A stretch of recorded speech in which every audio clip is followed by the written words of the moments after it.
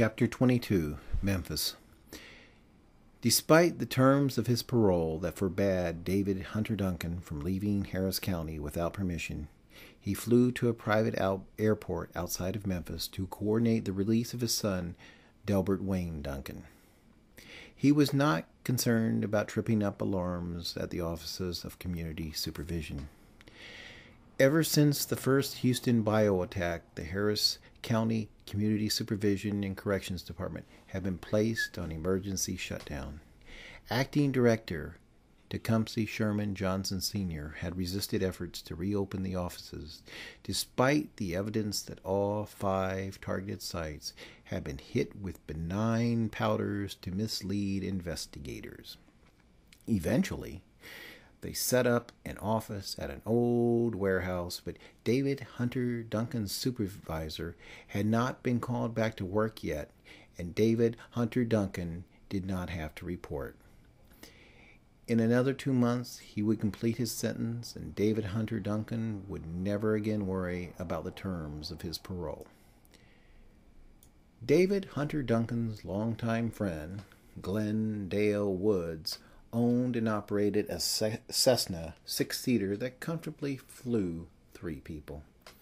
On this day, David Hunter Duncan and his wife Hope were comfortably seated for a 3-hour flight from a private airport in Waller County, Texas, to a private airport in Shelby County, Tennessee. Upon landing, Hope intended to rent a car in her name and then drive David Hunter Duncan 57 miles to drop him off at Delbert Wayne Duncan's homestead in northern Mississippi, where Ray and Mary Ann would meet them later. She then would turn around and drive back to Memphis to meet with Delbert Wayne Duncan's lawyer. Glendale Woods would rent a car and drive out to the casino in West Memphis, where he intended to play dice. He would spend just one night if he was losing, but would spend longer if he happened to win a little bit. Meanwhile, Ray and Mary Ann would have launched their customized Winnebago on a 12-hour voyage from their Houston backyard to Delbert Wayne Duncan's house. They planned to connect there with the Duncans, and when all pertinent business was concluded, they would transport the duo back to Texas. If Ray had not been so tall, he stood at about 6'6", and Mary Ann had not been so heavy, she weighed about what Ray weighed, the tandem might have also squeezed into Glendale Woods' Cessna. But most means of travel were torture for Ray, except for their prized Winnebago that allowed the passengers to stretch their legs and perform bodily functions in luxury. Being that Ray and Mary Ann got an early start, and the Duncans got a late start, and then faced the snafu at the car rental, and then took a couple of wrong turns en route to Delbert Wayne Duncan's house, both parties arrived at about the same time. The homestead was a 3-bedroom ranch that sat on 12.5 acres of woodland. The yellow vinyl-sided house rested on a mound about 250 feet from the road. It was accessed by a paved inclined driveway that twisted through cedars and pines and swampy terrain. Except for a grassy front lawn where the kids liked to play, the estate was covered with trees and protected wetlands. Close to the house was a massive 2-story garage, a storage shed, and a small gingerbread house for the children to play in.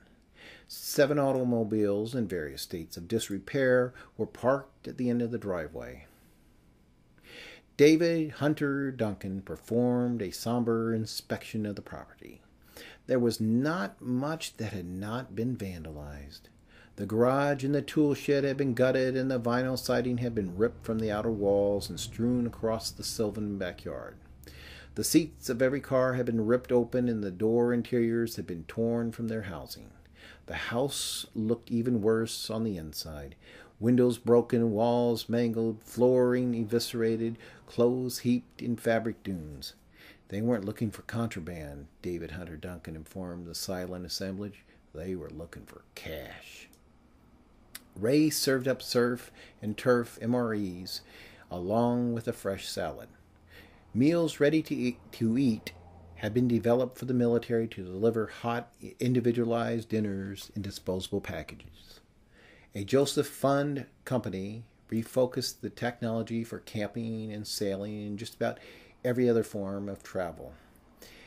The business traveler could sleep at Motel 6 and dine on pheasant LOI and enjoy crepes lambeau for breakfast. This evening in rural Marshall County, Mississippi, a foursome sat at a fold-out dining room table and feasted on steak and lobster and hot cherry pie a la mode. Over dinner, David Hunter Duncan pointed out that he had observed freshly dug holes at various places, and he speculated on whether or not the treasure hunters had found their El Dorado. There was a moment of calm, and David Hunter Duncan reflected that Hope and Mary Ann had at times been mistaken for sisters, and at other times as mother and daughter, much to Hope's consternation. They were cut out of the same cloth, but Hope was a decade older. Their scalps were both aggressively dyed blonde. Both women had pronounced curves before the arrival of their middle-aged corpulence. Both women had retained their proportions, if not their shapes.